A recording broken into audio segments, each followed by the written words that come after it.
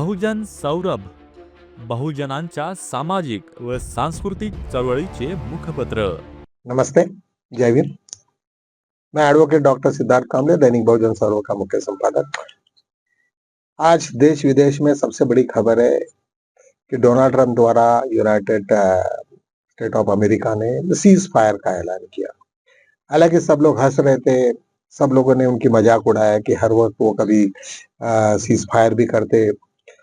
B2 जो बंगर्स पे ऊपर में ये किया उन्होंने, 2B का, और एक के बाद में फिर उन्होंने कहा कि नहीं इसके नतीजे ऐसे हो गए वैसे हो गए, लेकिन उन्होंने सीज फायर किया। अच्छा है, जब भी कभी कोई सीज फायर होता है तो लोगों में शांति हो जाती है। लोगों का नुकसान होना ये सब लोगों को, कोई भी देश के लिए वो ये होता नहीं। और फॉर्चुनेटली ईरान ने भी उस चीज को मान लिया कि अभी यहाँ पे थोड़ी टसल चल रही थी कि कौन जीता, इजराइल की ईरान। इस सिचुएशंस में ईरान ने अपने आप को ये कर लिया और स्वाभाविक ही था, पूरे वर्ल्ड ने देखा। इस बीच में किस तरीका से जो पूरे वर्ल्ड में जो हरकतें चली है, वो सबसे पहले चाइना ने 2 बड़े-बड़े शिप्स भेजे थे, वहां पे पूरे आर्म्स के साथ, पूरा न्यूक्लियर सभी वेपन्स के साथ में भेजा था। ये सब ये यूनाइटेड स्टेट को मालूम है। सेकेंडली यहाँ पे ईरान तो तुम्हें मालूम है, ईरान तो सब रशिया रशिया ने, रशिया के साथ में जिस तरीका से इनकी बात चली है पुतिन के साथ में, तो वो भी काफी पॉजिटिव था। और दोनों तीनों मिलके यदि अगर अमेरिका के सुपर में भिड़ते तो शायद मुझे लगता है कि अमेरिका को पूरा बर्बाद करके भी छोड़ते।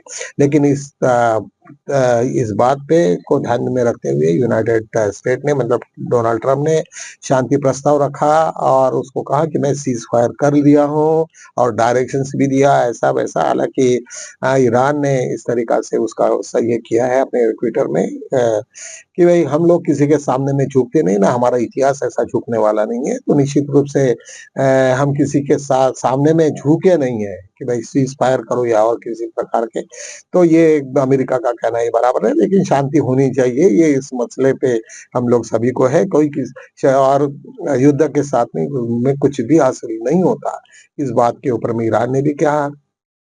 इज़राइल ने भी अपने आप को थोड़ा-सा और फिर थोड़ा-सा दोबारा हमले करके फिर शांत हो गए। तो मुझे ऐसा लगता है कि संपूर्ण पहल जो पहल रही है वो ठीक-ठाक रही है।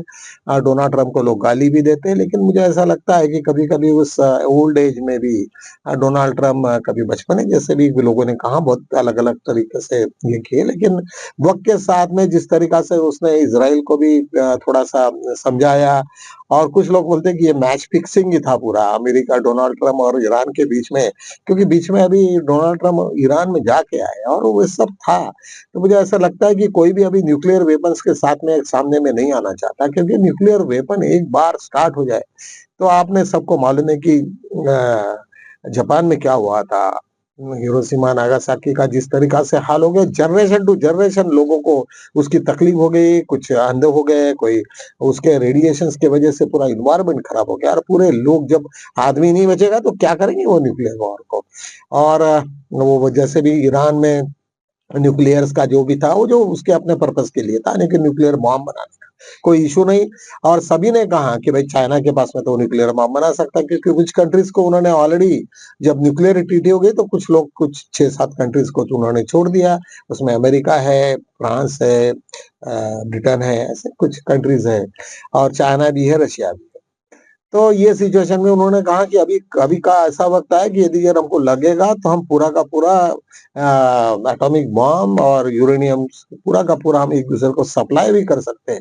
यहाँ तक हम लोगों ने अभी सामने में ये हुआ, लेकिन ऐसा कुछ होगा नहीं, क्योंकि इसलिए नहीं, क्योंकि हर एक आदमी जान के ऊपर में कुछ नहीं होता। तो मुझे ऐसा लगता है कि मैं थोड़ा इस्लामिक कंट्रीज को थोड़ा मैं जब देखा हूँ, स्पेन में देखा, बहुत सारे कंट्रीज में देखा, वो एक थोड़ा प्रिजर्विंग टाइप के और डिसिप्लिन टाइप के लोग हैं। और उन लोगों ने जो भी अभी जो पहली शताब्दी, दूसरी शताब्दी जो हमने स्पेन में देखा है, तो वो उन्होंने सब प्रिजर्व किया। उनका 700 साल तक उन्होंने पूरा का पूरा राज्य किया, लेकिन कभी क्रिश्चियनिटी और उनके बीच में रिफ्ट नहीं आई। वो थोड़ा तो चलता है जब इलेक्शंस में होगा, लेकिन 700 साल तक कोऑर्डिनेशन दोनों के बीच में रहा। और सेकेंडली क्रिश्चियनिटी और इनके बीच में शादी ब्याह ये सब चलते रहा। तो काफी मिलनसार लोग हैं, और मुस्लिम कम्युनिटी है थोड़ी कट्टर तो है निश्चित रूप से, वो अंधश्रद्धा और उनमें तो काफी कूट-कूट के भरी है, तो किसमें नहीं है।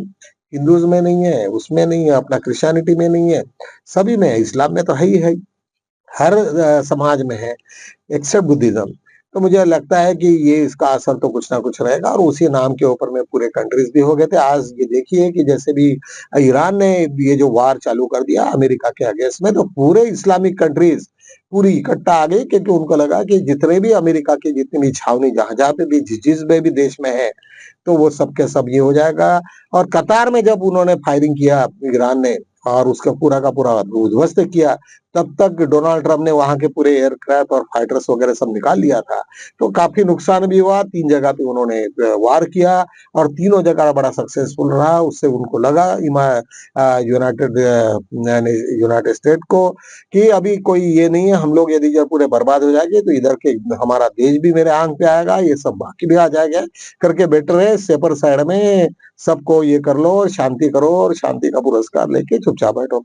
तो इस टाइप के सब पूरे के पूरे सब चले। आज पूरे सभी जगह पे वही बातें चल रही थी और उसके बाद में निश्चित रूप से जो अमेरिका का जो गुब्बारा फैला वो ये हुआ था, वो सब का सब वो फूट गया और सभी लोग अभी शांत हो गए।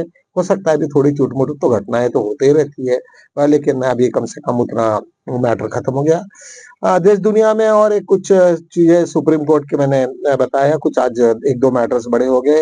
एक 498 ए का मैटर चला था सुप्रीम कोर्ट में, ट्रांसजेंडर था, एक कोई लेडी थी, फीमेल ट्रांसजेंडर थी और वो एक मेल के साथ में मैरिज-वैरिज करती है और उसके बाद में डाउरी का एक मैटर चला। डाउरी का मैटर जब सुप्रीम कोर्ट में गया तब उन्होंने ये सब चला कि भाई ये 398 में जो भी फीमेल है, वो ट्रांसजेंडर को फीमेल में नहीं कहा जाएगा, क्योंकि उनकी एक कम्युनिटी अलग है, ऐसा उन लोगों ने प्लीडिंग किया। बहुत सारे तर्क-वितर्क सब रहे, लेकिन हालाँकि सुप्रीम कोर्ट ने ये सब उसको जस्टिस वेंकटा प्रभुत्वा ने उसको सब खारिज किया और उन्होंने कहा कि ये जिस तरीक़ा से एलिगेशन सब लगाए हैं, ये सब बेवकूफ़ा है और उन्होंने जो भी पिटिशनर थी उसको उन्होंने अपहेल्ड किया।